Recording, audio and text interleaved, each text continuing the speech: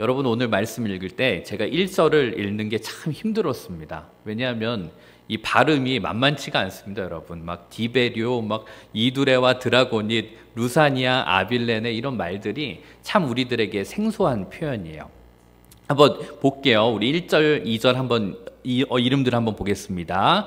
디베료 황제가 통치한 지 15해 곧 본디오 빌라도가 유대의 총독으로 헤롯이 갈릴리의 분봉왕으로 그 동생 빌립이 이두레와 드라고닛 지방의 분봉왕으로 루사니아가 아빌레네 분봉왕으로 안나스와 가야바가 대제사장으로 있을 때였다.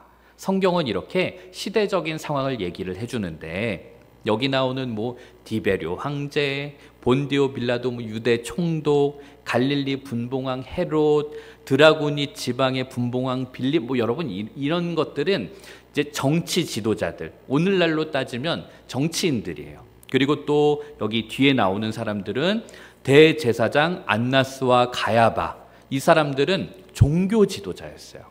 요즘이야 대한민국에서 여러분 종교 지도자들은 별로 끝발이 없잖아요, 사실.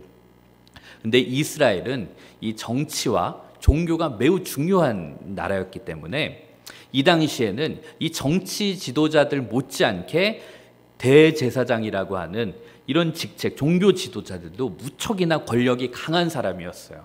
그러니까 가장 이 당대 사회에서 유력한 정치 지도자들, 종교 리더들 이름이 이렇게 총망라된 거예요.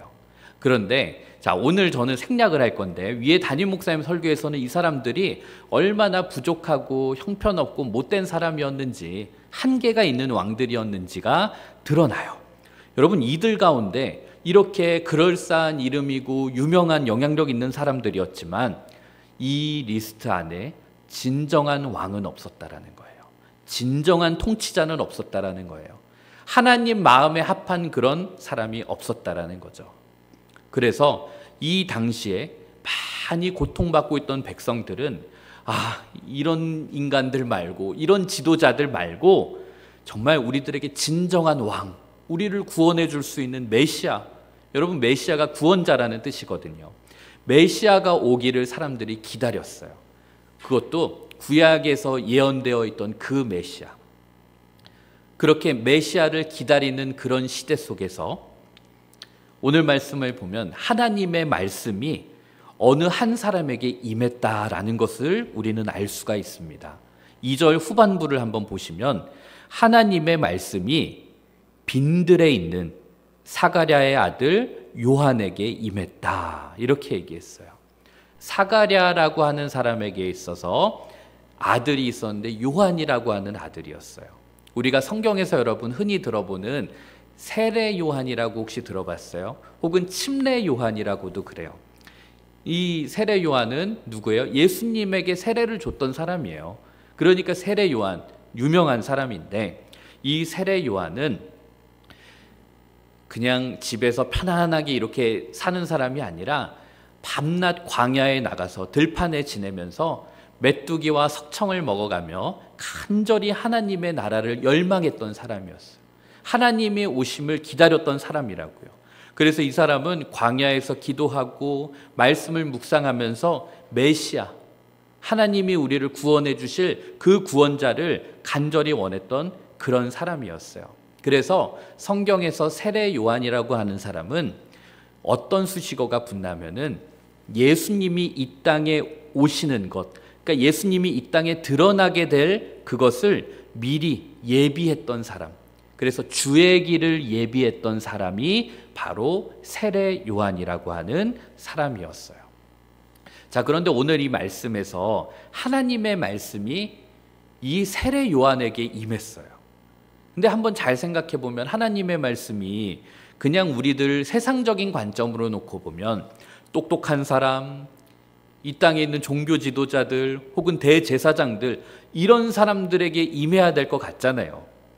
그런데 빈들에서 외롭게 하나님 앞에 기도하고 있던 사람, 하나님의 말씀을 간절히 사모하면서 살았던 사람, 메시아가 오심을 광야에서 빈들에서 간절히 갈망하던 그 사람에게 하나님의 말씀이 임했다라는 거예요.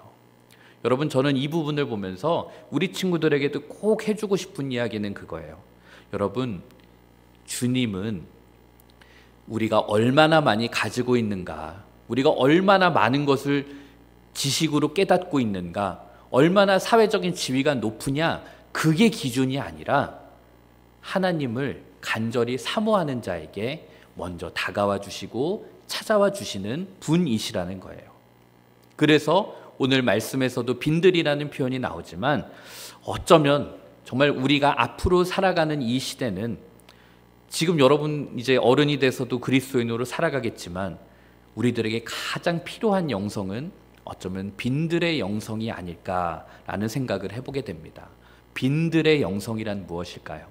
우리는 그동안 항상 예수를 믿음으로 내가 많은 것을 얻어야 되고, 내가 하나님께 정말 많은 것을 드려야 되고, 내가 뭔가 채워 넣어야 되는 것을 굉장히 중요한 가치로 여겼지만, 이 빈들의 영성이라고 하는 것은 골방에서, 아무도 주목하지 않는 곳에서, 아무것도 없는 그 곳에서 오직 하나님만을 열망하는, 하나님만을 갈망하는 삶, 그것을 우리들은 빈들의 영성이라고 해요.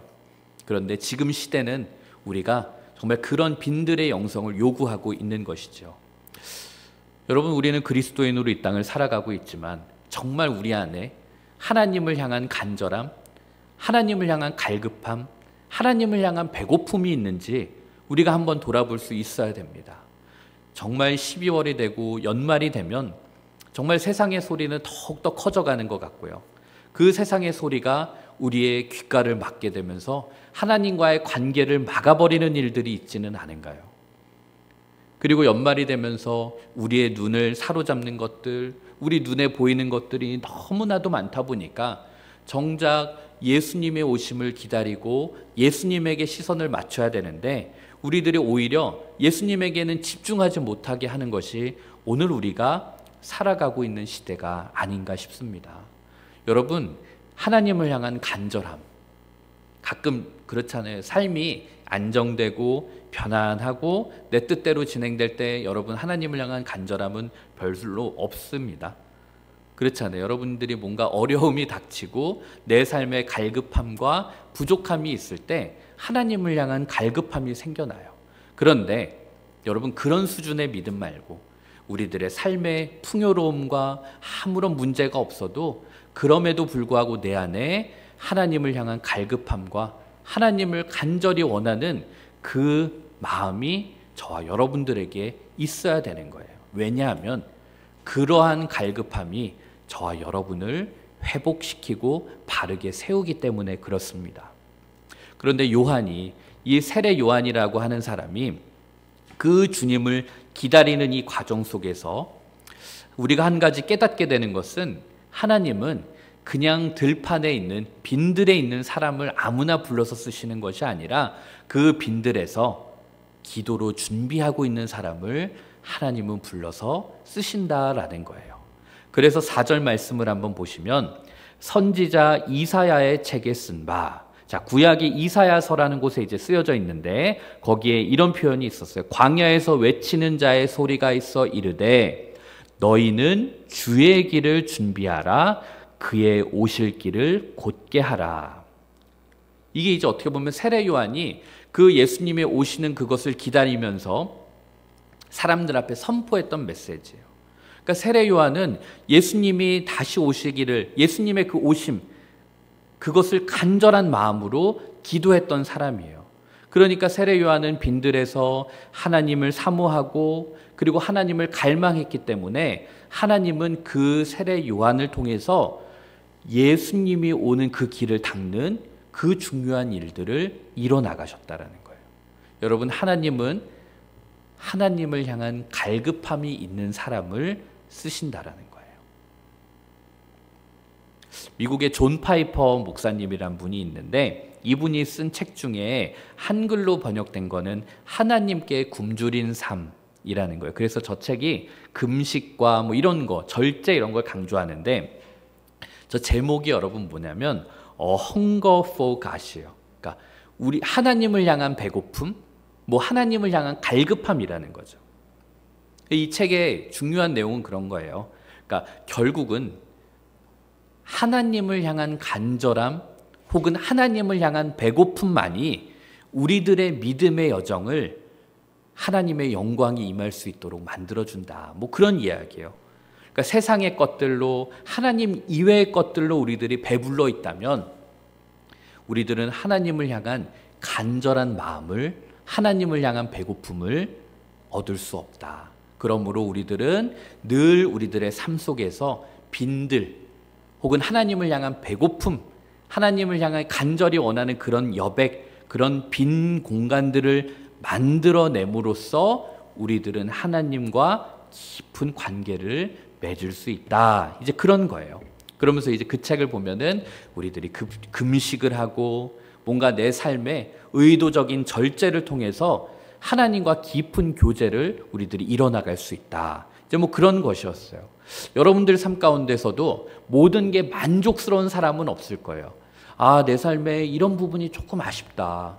아, 내 삶에 이런 것들이 좀 채워졌으면 좋겠다. 여러분, 그것이 여러분들 삶의 빈들이 될 수 있어요. 그리고 여러분들이 이미 가지고 있지만 의도적으로 절제하고 의도적으로 금식하고 의도적으로 내려놓는 그 부분 속에서도 우리들은 그 자리를 하나님이 임하실 수 있는 빈들로 만들어 나갈 수 있다라는 거예요.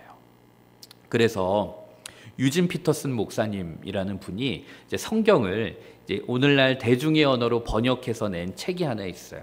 그게 이제 메시지라는 책인데, 이게 이제 뭐 메시지 성경이라고도 하고, 뭐 어떤 사람들은 그건 유진 피터슨이 의역을 했기 때문에 성경이라고 볼 수는 없다, 뭐 이렇게도 얘기하는데, 어쨌든 이 유진 피터슨이라는 목사님이 평생을 걸쳐서 거의 마지막에 이 성경을 일상의 언어로 훨씬 좋은 표현으로 바꿨던 책이 이제 메시지 성경이라는 책이에요. 그런데 거기 보면 이제 마태복음 6장 6절에 이 메시지 성경에서 이런 표현이 있어요. 너희는 이렇게 하여라. 하나님 앞에서 연극하고 싶은 유혹이 들지 않도록 조용하고 한적한 곳을 찾아라. 할 수 있는 한 단순하고 솔직하게 그 자리에 있어라. 그러면 초점이 너희에게서 하나님께로 옮겨지고 그분의 은혜가 느껴지기 시작할 것이다. 참 이 말이 되게 이 번역이 잘 된 대표적인 문장 중에 하나였어요. 우리가 하나님 앞에서 연극하고 싶은 마음이 있다라는 거죠. 하나님 앞에서 내가 좀 괜찮아지는 사람, 내가 조금, 왜냐면 여러분 자기를 속이는 거는 나를 속이는 것도 있지만 하나님을 속일 때도 있거든요. 근데 그런 유혹에 들지 않으려면 우리들이 조용하고 한적한 곳을 찾아야 된다라는 거예요. 그리고 우리가 가능하면 할 수 있는 한 단순하고 솔직하게 하나님과 대면할 수 있어야 된다. 여러분, 이것은 그냥 말 그대로 조용하고 한적한 곳을 찾아라 이것만을 의미하는 것은 아니에요. 이제 12월이 되면 지금 여러분들은 별로 그런 게 없을 수도 있어요. 그러나 이제 연말에 이 성탄절을 지내는 많은 사람들은 그 어느 때보다 분주하고 바쁘게 살아가요. 여러분, 목회자인 저도 12월이 제일 바쁘거든요. 뭐 연말 행사를 해야 되고 한 해를 마무리해야 되고 내년을 준비해야 되고, 그러다 보니까 12월이 가장 정신없이 지나가요. 여러분들은 그렇지 않으세요? 여러분들도 아마 12월이 제일 바쁘게 지나갈 거예요. 그런데 그러다 보니까 우리들이 정말 중요한 하나님과의 관계의 시간을 놓치는 게 너무 많은 거죠. 그래서 저는 여러분들이 의도적으로라도 그리스도인이라고 하면 교회력에 따라 사는 그 흐름을 우리들이 느끼면서 살아가야 되는데, 성탄절 단순히 선물 받는, 여러분 이제 선물 같은 건 안 받는 나이죠. 이제 뭐 중학생 고등학생들 막 부모님한테 크리스마스 선물 받고 이런 거 여러분 안 하시죠? 그 크리스마스 선물을 기대하는 그것이 아니라 예수님이 오심을 우리들이 이 12월 한 달도 잠잠히 기다리면서 내 삶 가운데 덜어낼 수 있는 건 덜어내고, 그래서 여러분 우리 교회가 나름대로 지금 노력하는 것 중에 하나가 별로 그렇게 12월에 너무 분주하게 할 수 있는 행사들을 조금씩 덜어낼 수 있으면 덜어내자. 이제 그런 것들이 노력인데, 여러분들도 일상의 삶 속에서 내가 그리스도인으로 바로 서는 데 있어서 너무 방해가 되거나 내가 하나님을 기다리게 하지 못하는 그런 것들이 있다면 좀 덜어내면서 그렇게 예수님을 갈망하는, 예수님을 기다려하는 그런 사람들이 되었으면 좋겠습니다. 그래서 뭐 당장에 뭐 여러분들이 막 이렇게 12월, 원래는 좀 뭐 제 얘기를 하면 저 12월 달은 뉴스도 좀 안 보고 SNS도 좀 안 보고 그렇게 살려고 그랬는데 여러분 요즘 상황이 참, 요즘 이 시국이 뉴스를 안 볼 수가 없게 하는 이런 시대인데, 그럼에도 불구하고 내 삶 가운데 작은 한 공간이라도 하나님과 교제할 수 있는 그런 빈들을 만들어서 살아가는 저와 여러분 되었으면 좋겠습니다. 그 마음을 담아서 우리가 주가 일하시네라는 찬양이 있어요. 주가 일하시네, 우리가 가끔 불렀던 찬양인데, 이 찬양의 어떤 맥락은 그런 거예요. 그러니까 우리들이 빈들의 삶 속에서 뭔가 내가 내 뜻대로 되지 않고 뭔가 내 계획대로 되지 않을 때 사실은 그때가 하나님의 때라는 이야기를 해요. 저는 여러분들 삶 속에서 빈들이라는 것은 다양한 의미로 쓰여질 수 있어요. 이렇게 하나님을 생각하고 하나님이 들어올 수 있는 삶의 여백을 만드는 것도 빈들일 수 있고, 여러분 삶 속에서 내 뜻대로 내가 생각했던 대로 되지 않는 그런 빈들의 상황, 그것도 빈들이라고 할 수 있는데, 그것이 무조건 나쁜 것이 아니라 그때도 하나님이 일하시는 때가 될 수 있다라는 것을 꼭 기억하는 그런 사람들이 되었으면 좋겠습니다.